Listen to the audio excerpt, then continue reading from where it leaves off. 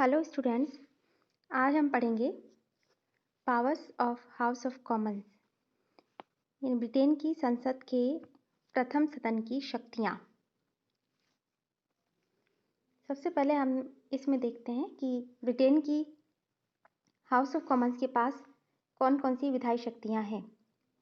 इन्हें हम पहले भी एक व्याख्यान में पढ़ चुके हैं, जिसमें ब्रिटिश संसद का कैबिनेट के साथ संबंध बताया गया था।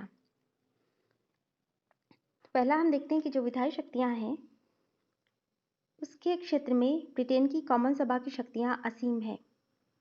कॉमन सभा को लोकसभा भी या लोक सदन भी कहा जाता है। ब्रिटिश संसद किसी भी कानून का निर्माण कर सकती है, उसे रद्द कर सकती है या संशोधित कर सकती है।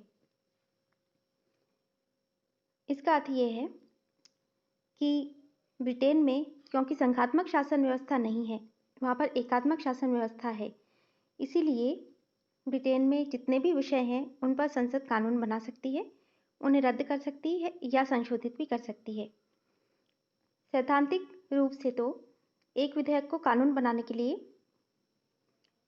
House of Commons, House of Lords और सम्राट या साम्राज्ञी की स्वीकृति आवश्यक होती है, किंतु इनमें से साम्राज्ञी की स्वीकृति तो केवल नाम मात्र की है, और जहाँ तक हाउस ऑफ लॉर्ड्स का प्रश्न है, वह सामान्य विधेयक को 1 वर्ष के लिए ही विलंब कर सकती है। 1911 से पहले तक तो संसद के दोनों सदनों को समान शक्तियां प्राप्त थी, किंतु 1911 और 1949 के संसदीय अधिनियम पारित होने के पश्चात अब इस संबंध में अंतिम शक्ति लोक सदन को ही प्राप्त है। इसीलिए विधि निर्माण के क्षेत्र में कॉमन सभा की शक्तियां हाउस ऑफ लॉर्ड्स से भी ज़्यादा हैं और सम्राट से भी ज़्यादा हैं। इसके बाद हम देखते हैं कि हाउस ऑफ कॉमन्स की वित्तीय शक्तियां क्या हैं। 1911 के संसदीय अधिनियम में वित्त विधेयक की जो परिभाषा की गई है, उसके अनुसार लोक सदन का अध्यक्ष जिसे वित्त विधेयक प्रमाणित करें, उसे ही वित्त विधेयक समझा जाएगा। दूसरी बात यह है कि वित्त विधेयक लोक सदन यानी हाउस ऑफ कॉमन्स में ही प्रस्तावित किया जा सकता है, हाउस ऑफ लॉर्ड्स में नहीं। इसके अलावा हाउस ऑफ कॉमन्स द्वारा पारित किए जाने के बाद हाउस ऑफ लॉर्ड्स द्वारा 1 माह की अवधि तक वित्त विधेयक पर विचार करने का कार्य किया जा सकता है, और जब 1 माह की अवधि बीत जाती है तो उसके बाद वित्त विधेयक या बजट दोनों सदनों द्वारा उसी रूप में पारित समझा जाता है जिस रूप में उसे लोक सदन ने पारित किया था। इसका अर्थ यह है कि वित्त विधेयक के संबंध में हाउस ऑफ कॉमन्स की शक्तियां साधारण विधेयक से भी अधिक हैं। कार्यपालिका शक्तियां।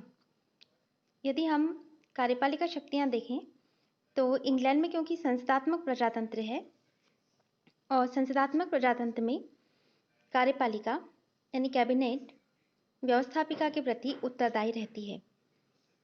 हाउस ऑफ कॉमन्स के सदस्य मंत्रियों से प्रश्न और पूरक प्रश्न पूछ सकते हैं। उनके विरुद्ध काम रोको प्रस्ताव, निंदा प्रस्ताव, कटौती प्रस्ताव और यहाँ तक कि अविश्वास प्रस्ताव भी पारित कर सकते हैं और मंत्रिमंडल को पदच्युत कर सकते हैं। किंतु हाउस ऑफ लॉर्ड्स के जो सदस्य हैं, वो मंत्रिमंडल से प्रश्न तथा पूरक प्रश्न पूछ सकते हैं, किंतु अविश्वास प्रस्ताव पारित कर मंत्रिमंडल को पदच्युत नहीं कर सकते। तो इस स्थिति में भी हम देखते हैं कि हाउस ऑफ कॉमन्स की शक्तियाँ हाउस ऑफ लॉर्ड्स से ज़्यादा हैं और वो कार्यपालिका को ज़्यादा नियंत्रण में रखता है। लेकिन जब हम देखते हैं कि लोक सदन की वास्तविक स्थिति क्या है या हाउस ऑफ कॉमन्स की वास्तविक स्थिति क्या है, तो सैद्धांतिक रूप में तो ब्रिटेन में संसद की प्रभुसत्ता है, लेकिन वास्तविक रूप में वहाँ कार्यपालिका अधिक शक्तिशाली होती जा रही है। कार्यपालिका हर देश में शक्तिशाली होती जा रही है। हम देखते हैं कि प्रधानमंत्री भी लोक सदन यानी हाउस ऑफ कॉमन्स से ही लिया जाता है और उस सदन के बहुमत दल का नेता होता है। कैबिनेट यानी प्रधानमंत्री और उसके मंत्री अपने बहुमत के बल पर लोक सदन के समर्थन और सहयोग से कानूनों का निर्माण करते हैं और वित्त का प्रबंध भी करते हैं।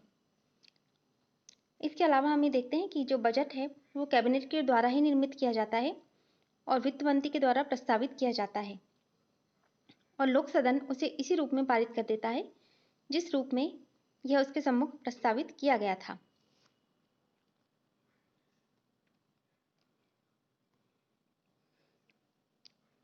इस प्रकार सभी महत्वपूर्ण विधेयक जो वित्तीय विधेयक हों या गैर वित्तीय विधेयक मंत्रिमंडल द्वारा ही प्रस्तावित किए जाते हैं।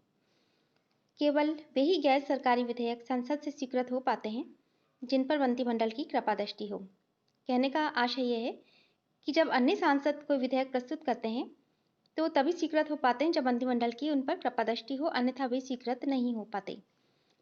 प्रशासनिक नीति का निर्धारण भी मंत्रिमंडल ही करता है और विदेश नीति का निर्धारण भी मंत्रिमंडल ही करता है। तो इस प्रकार हम देखते हैं कि सैद्धांतिक रूप से तो कैबिनेट लोक सदन के प्रति उत्तरदायी होता है, लोक सदन इसे प्रस्तुत कर सकता है, लेकिन वास्तव में स्थिति यह है कि लोक सदन स्वयं कैबिनेट से नियंत्रित होता है। कैबिनेट लोक सदन के बहुमत पर निर्भर रहता है,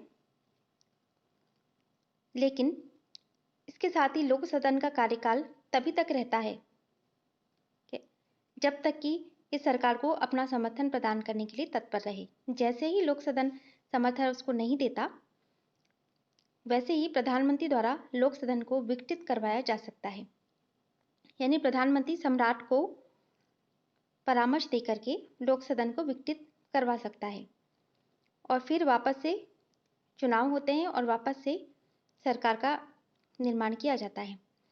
वर्तमान समय में लोक सदन को व्यवस्थापन, वित्तीय और प्रशासनिक नीति के निर्माण में अंतिम स्थिति प्राप्त नहीं है, वरन कैबिनेट को प्राप्त है।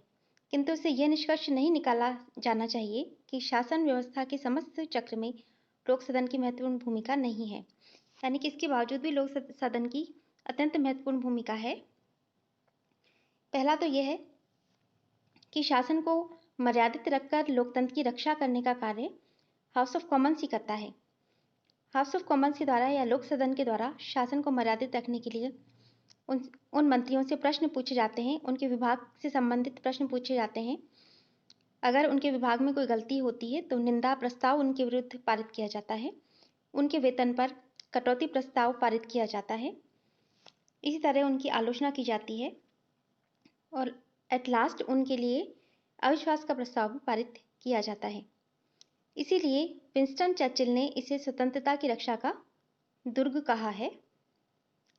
इसके अलावा हम ये देखते हैं कि जनता को राजनीतिक शिक्षा प्रदान करने का कार्य भी ये करता है। देश के महानतम राजनीतिज्ञ और योग्यतम व्यक्ति हाउस ऑफ कॉमन्स में एकत्रित होकर आर्थिक, सामाजिक और राजनीतिक क्षेत्र की राष्ट्रीय अंतर्राष्ट्रीय समस्याओं पर विचार विमर्श करते हैं। लोक सदन में हुए विवाद जनता की राजनीतिक शिक्षा के महत्वपूर्ण साधन होते हैं।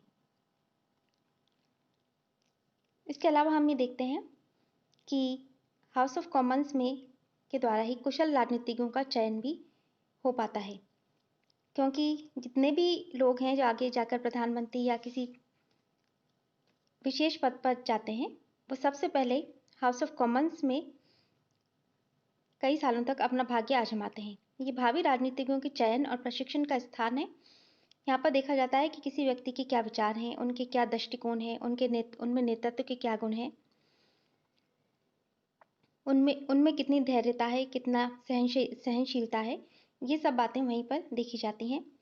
तो इस प्रकार लोक सदन में भावी नेता और मंत्री तैयार होते हैं, जैसे बेलफोर 28 वर्ष, लॉर्ड जॉर्ज 26 वर्ष, चर्चिल 40 वर्ष, एटली 22 वर्ष, ईडन 32 वर्ष तक लोक सदन के सदस्य रह चुकने के बाद प्रधानमंत्री बने थे। इस प्रकार हम देखते हैं कि हाउस ऑफ कॉमन्स का विशेष महत्व है और ब्रिटेन में ये माना जाता है कि संसार का सबसे शक्तिशाली प्रथम सदन है।